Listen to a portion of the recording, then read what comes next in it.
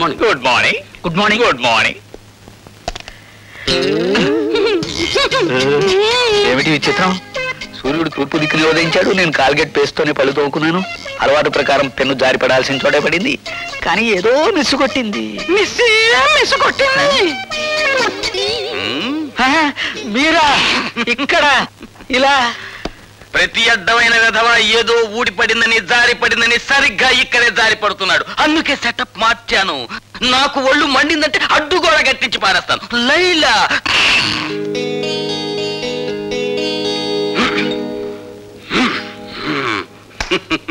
లైలా నిర్భయంగా ఉండు. ఇక నుండి ఇక్కడ పెన్సిళ్ళు పెన్నులు ఏవి జారిపడ.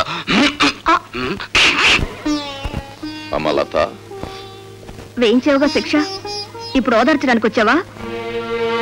నన్నెవరూ ఓదార్చక్కర్లేదు, వెళ్ళండి. చూడమ్మా, పోలీస్ ఆఫీసర్గా నా డ్యూటీ నేను చేయక తప్పలేదు.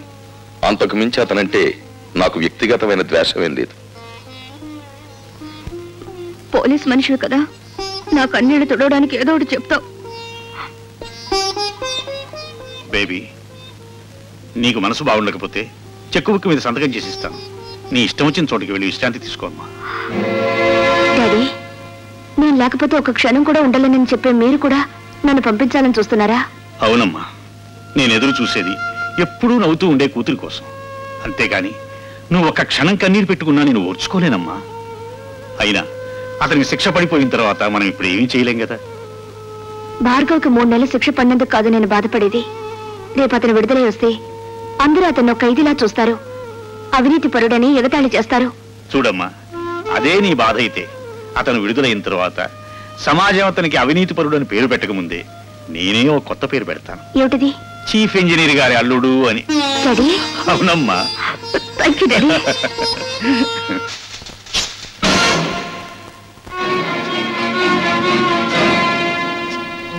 గురి తప్పిందా? చంపే బాబు, చీల్చే ఈ గుండెల్ని. పున్నామ నరకం నుంచి కాదు, ఈ కుళ్ళు సంఘం నుంచి నాకు విముక్తి ప్రసాదించు. ఆలోచిస్తున్నావా బాబు? ఆలోచనలు ఒక్కొక్కసారి ఆవేశాన్ని మింగేసి ఆశయాన్ని దూరం చేస్తాయి. నీకు నా మీద జాలిని కలిగిస్తాయి. ఆలోచించకు బాబు. పసితనం నుంచి నువ్వు నీ తండ్రి పట్ల పెంచుకున్న పగకు ప్రతీకారానికి పరిష్కారం ఇదొక్కటే. నన్ను చంపు, దేవతలాంటి మీ అమ్మ దగ్గరకు నన్ను చేర్చు. కానీ నన్ను విముక్తుణ్ణి చేసే ముందు నా ఆత్మ నివేదన్ని క్షణకాలం పాటు విను. అంటే నువ్వు నిర్దోషినని చెప్పి నన్ను నమ్మించాలని ప్రయత్నిస్తున్నావా? కాదు, ఒకే సంఘం, ఒకే మనుష్యులు నీ జీవితంతోనూ నా జీవితంతోనూ ఆట్లాడుకుని ఎలా దోషులుగా చిత్రించారో, సగటు మనిషి సంస్కారాన్ని ఈ దోపిడీ వ్యవస్థ తన స్వార్థానికి ఎలా వినియోగించుకుంటుందో నీకు నేను చెప్పాలి. తండ్రిగా కాదు, నీకంటే ముందుగా ఈ రాక్షస వ్యవస్థ పాదాల కింద నలిగిపోయిన భ్రష్టుడిగా, పతితుడిగా అది నా బాధ్యత. బాబు, నా గతం నీ భవిష్యత్తుకు మార్గం చూపి నీలోని ఉద్యమకారుడికి ఊపిరిపోయాలి. భార్గవ, 20 ఏళ్ల క్రితం నేను కాపురం ఉంటున్న పేదలవాడలోని ఇళ్లన్నీ ఖాళీ చేయించాలని కుట్ర పన్నాడు ఎంపీ రాజశేఖరం. ఆ కుట్రలో ఒక భాగంగా పేద ప్రజల ప్రతినిధినైన నన్ను తన ఇంటికి పిలిపించాడు. నువ్వేనా గుడిసెలకి లీడర్వి? నేను లీడర్ని కాను, గుడిసెల్లో మనుషులకు ప్రతినిధిని. నువ్వెంతకు అమ్ముడుపోతావు? నీ మనుషుల్ని ఎంతకు అమ్ముతావు? ప్రపంచంలో ఉన్న డబ్బంతా రాసులు పోసిన శ్రామికుడి స్వేదాన్ని ఖరీదు చేయలేరు. నువ్వెంత? నేను ఠాగూర్రా, మీ బెదిరింపులకు లొంగే మనిషిని గాను.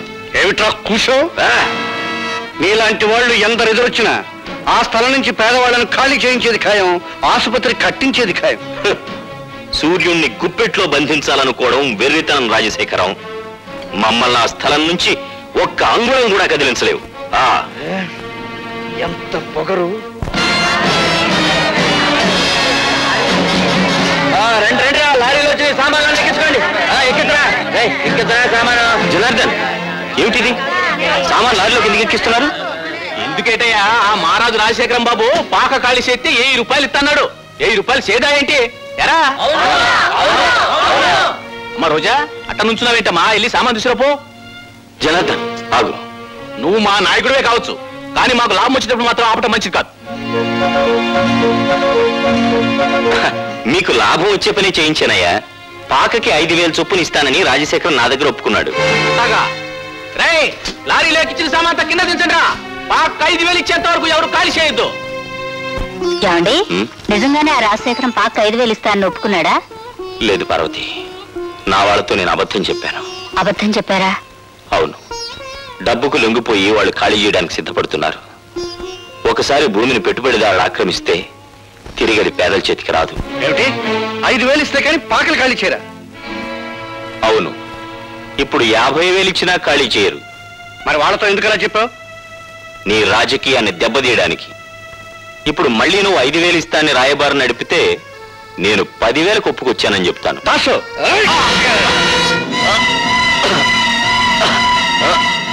వీడిని మర్డర్ చేసి కాలంలో పారేనా? ఎందుకురా అనవసరమైన కేసు?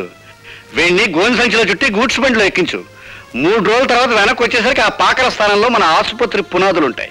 ఎలా జనార్దన్, సామాన్ లారీలకు ఎక్కించలేదా? డబ్బు ఉందే అటాక్ ఇచ్చమంటారు. డబ్బా ఠాగూర్ చేతికిచ్చి పంపించానే, మీకు ముట్టలేదా? ఠాగూర్కా? ఎరా దాసు? అవునండి, ఠాగూర్ చేతికి డబ్బు ఇచ్చి మీ అందరికీ పంచమన్నారా? పొద్దుటి నుంచి అసలు ఠాగూర్ ఈ పేటలోకి రాలేదు. పొద్దుటి నుంచి పేటలోకి రాలేదా?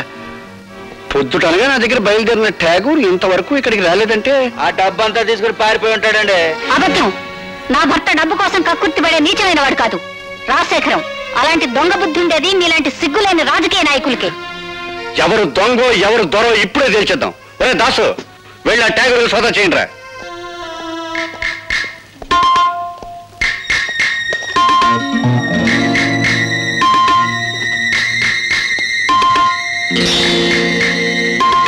ఇదిగోనండి డబ్బు.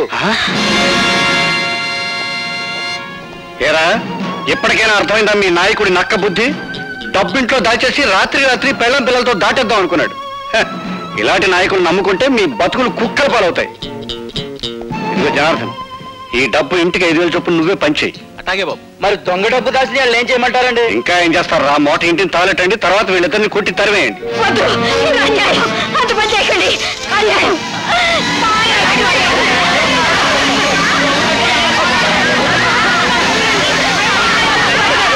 నేను స్పృహలోకి వచ్చేసరికి ఊరు దాటిపోయానని గ్రహించాను.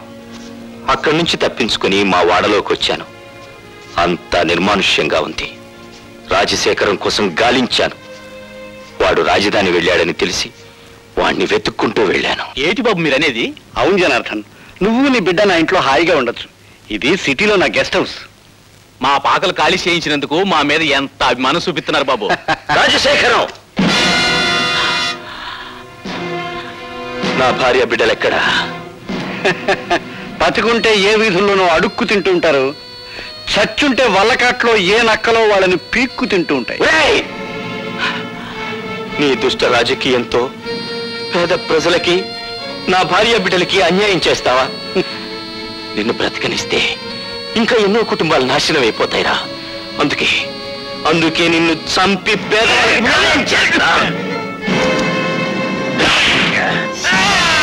పట్టుకో, పోలీసులు ఫోన్ చేస్తాను.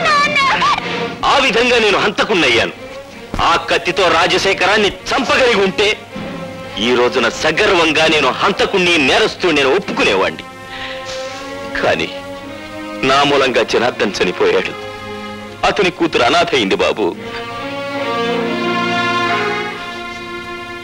నాన్న,